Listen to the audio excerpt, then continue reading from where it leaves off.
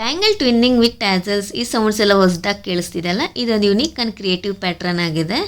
ಇದಕ್ಕೆ silk thread ಮತ್ತು ಈ ಥರ ಝೆರ್ರಿ ಎಂಬ್ರಾಯ್ಡ್ರಿ ಥ್ರೆಡ್ನ ಈಕ್ವಲ್ ರೇಷಿಯೋಲ್ಲಿ ತಗೊಂಡು ಫೆವಿಕ್ರಿಲ್ ಗ್ಲೂ ಹಾಕಿ ಈ ಥರ ಬೇಸ್ಗೆ ರ್ಯಾಪ್ ಮಾಡಬೇಕಿರುತ್ತೆ. ಇದು ಪ್ಲಾಸ್ಟಿಕ್ ಬೇಸ್ಡ್ ಆಗಿದೆ.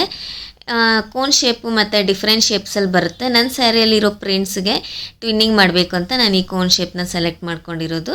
ಮತ್ತು ಈ ಒಂದು ಸ್ಯಾರಿಯಲ್ಲೂ ಅಷ್ಟೇ ಗೋಲ್ಡ್ ಕಲರ್ ಝೆರ್ರಿ ಇರೋದ್ರಿಂದ 2 ಕಲರ್ಸ್ನ ತೊಗೊಂಡಿದ್ದೀನಿ, ಗ್ರೀನ್ ಮತ್ತು ಗೋಲ್ಡ್ ಕಲರ್ ಝೆರ್ರಿ. ಇಲ್ಲಾಂದರೆ ನೀವು ಸಿಂಗಲ್ ಕಲರ್ನಾದರೂ ತೊಗೋಬೋದು, ಅದು ಒಂಥರ ಡಿಫ್ರೆಂಟಾಗಿ ಚೆನ್ನಾಗಿ ಕಾಣುತ್ತೆ. ಸೊ ಒನ್ಸ್ ಇವೆಲ್ಲ ರೆಡಿ ಮಾಡಿ ಇಟ್ಕೊಂಡಾದ್ಮೇಲೆ ಬ್ಯಾಂಗಲ್ಗೆ ಹಾಟ್ ಗ್ಲೂ ಹಾಕಿ ಇದನ್ನು ಅಟ್ಯಾಚ್ ಮಾಡಬೇಕಿರುತ್ತೆ. ಇದು ಆಲ್ರೆಡಿ ಸಿಲ್ಕ್ ಥ್ರೆಡ್ ರ್ಯಾಪ್ ಮಾಡಿರೋ ಬ್ಯಾಂಗಲ್ನ 3 ಕಟ್ ಅಥವಾ 2 ಕಟ್ ಮತ್ತು 4 ಕಟ್ ಬ್ಯಾಂಗಲ್ಸ್ಗೂ ಇದನ್ನು ಅಟ್ಯಾಚ್ ಮಾಡ್ಕೋಬೋದು. ಇದು ಇನ್ನೊಂದು ಶೇಡಲ್ಲಿ ಟ್ಯಾಸಲ್ಸ್ಗೆ ಅಂತ ರೆಡಿ ಮಾಡಿ ಇಟ್ಕೊಂಡಿರೋದು.